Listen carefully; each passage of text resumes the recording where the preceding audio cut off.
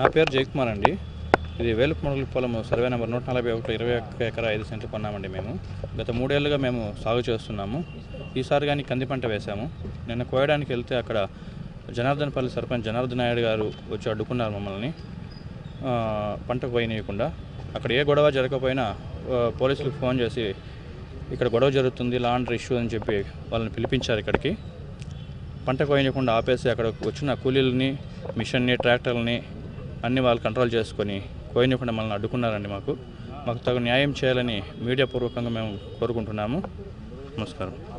3 సంవత్సరాల నుండి సాగు చేస్తున్నాం సార్. 3 సంవత్సరాల నుండి ఏ ఇబ్బంది పెట్టుకోకుండా ఇప్పుడే మరి ఈ సంవత్సరమే ఇబ్బంది పెట్టే ప్రయత్నం చేసినారు.